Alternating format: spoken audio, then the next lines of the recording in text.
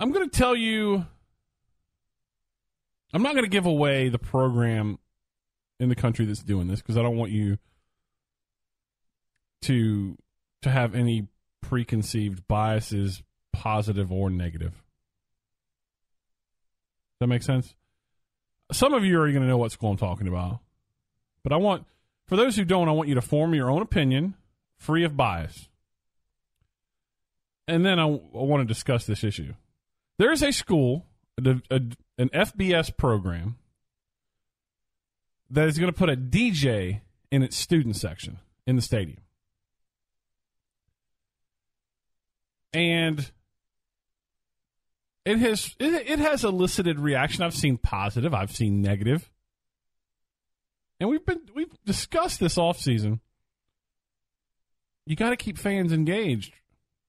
They need more value for their dollar when you're competing against HD television. Jimmy Stein, he's on our show every Tuesday. Really knowledgeable. Extremely knowledgeable. A double graduate of the University of Alabama. Comes up for every home game. He's not going to Atlanta. Why? Because it's more convenient for him to watch it at home. You're going to start seeing more and more of that, okay? So you have to give fans more bang for their buck, more entertainment for their dollar. This particular school is putting a DJ in the student section. Now, first glance at this, I don't know why student section would need a DJ. Students are the heartbeat of atmosphere at a stadium. Whenever Bryant-Denny Stadium is really loud in a great environment, and as the kids would say, lit, it's because it starts in the student section. It always starts in the student section. Every time it starts with the student section. Heck, Alabama's 2014 Iron Bowl, that epic Auburn rant that went on during Dixieland Delight, which which was the beginning of the end of Dixieland Delight. If you don't know what I'm talking about, go to YouTube, type in 2014 Iron Bowl Dixieland Delight. You will hear it. I'm sure Thomas was in the band in 2014, and he heard it. It was a gigantic Auburn at every interval in the song. Yes, I did. I do remember that. That started in the student section. Everything that provides atmosphere in that stadium starts at the student section. So at first glance, to me, I don't think the students need any help. However, whatever you can provide for the students to give them energy and atmosphere, which in turn gives the entire stadium energy and atmosphere, I don't have a problem with it. And before you judge which particular school this is, just know Alabama basketball has a DJ, do they not? Yes, they did. They do. They brought that out one year when they're right next to the pet band, too. 2 or 3 years ago, I want to say it was Avery Johnson's first year, so 2 years ago, they have a DJ. And I can already hear your argument. Yeah, Aaron, but that's basketball, a place that doesn't already have a great environment. That's fair. However, what's wrong with setting the pace? What's wrong with setting the pace? If the students provide more energy and more atmosphere because there's a DJ in their section, that's a good thing. Because I tell you, without the student section at Bryant-Denny Stadium, that place would not have much atmosphere at all. What atmosphere and energy it does have starts with a student's end of story. I've been there. I've watched some of the fans sit on their hands in key moments of the game. I've watched how the fans, or the student section rather, has led what atmosphere Bryant-Denny creates. It's because of the student section. So if you can give them even more energy, doesn't sound dumb to me. There's an article up right now at The Big Lead.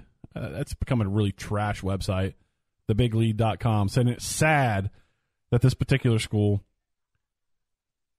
is putting a DJ. And they're blaming it on millennials. I'm so sick of blaming everything on millennials. It's not millennials' fault that businesses die. Things change over time. You know what used to be one of the most profitable businesses in America? I don't know, 40, 50 years ago? Kmart. It's out of business now, pretty much.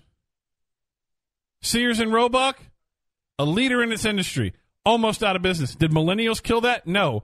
I think that a couple generations before them killed those businesses. Did we read articles that said the baby boomer generation is killing Kmart?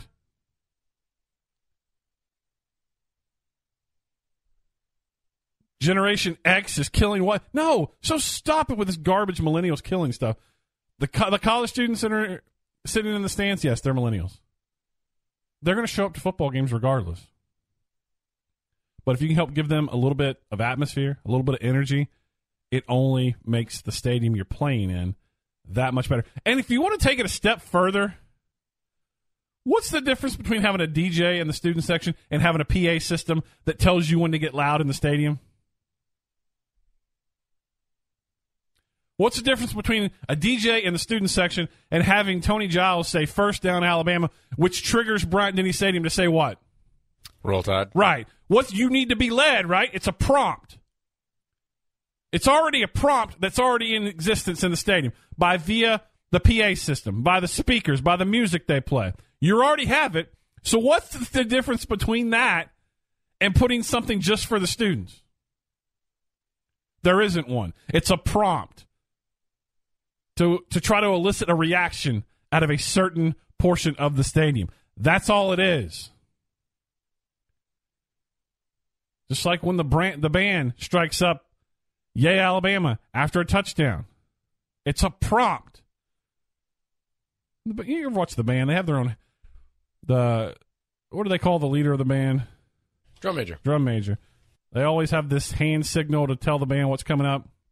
That's a prompt, right? It's the same thing that a PA system. Same thing Tony Giles does when he says first down Alabama and the entire stadium screams Roll Tide. It's the same thing when they play Sweet Home Alabama that they want you to yell Roll Tide. They're all prompts. So who cares if they put a DJ in the student section? But you know how it's going to be portrayed? These millennials, they're killing college football. They can't even get hyped on their own. That's not what it is. Student section is the best place to sit in a football game, without question. Without question, the student section is the best place to sit during a football game. Now, what if I told you I've laid this case all out that I have no problem with a DJ in a student section? In fact, it sounds pretty cool to me. I know there are going to be some people. Well, this is just ruining. No, it's not. No, it's not. It's not ruining anything. It's not a sign that kids today don't love football as kids a generation ago. It's not true. In fact, if you need proof that that's not true, look at their enrollment at the University of Alabama. And they're coming to Alabama because of the football program, because it's a 3.5-hour infomercial every Saturday in prime time or in the middle of the day on CBS or ESPN or ABC. They're coming to Alabama for the college experience, and they look on TV when they're in high school and they say, that looks like a hell of a lot of fun on a Saturday afternoon in the fall. That's why they're coming to Alabama. So don't tell me that they don't love football as much as the previous generation, because it's garbage. It sounds fun, a DJ being in the student section. Now, what if I told you that school that's doing it is Auburn University? It changes nothing for me. I know some Alabama fans are going to try to make their self-worth feel a little better. Well, Alabama doesn't have to do that. How do you know that Alabama won't do it? Alabama will do whatever it has to do to get the atmosphere it needs. And sometimes that institution that is the University of Alabama is very slow-moving. They've gotten better at reacting more quickly, but it's still a slow-moving, traditional athletic department. But there's a DJ at the basketball games. And so I don't understand how you make fun at Auburn at all for having a DJ.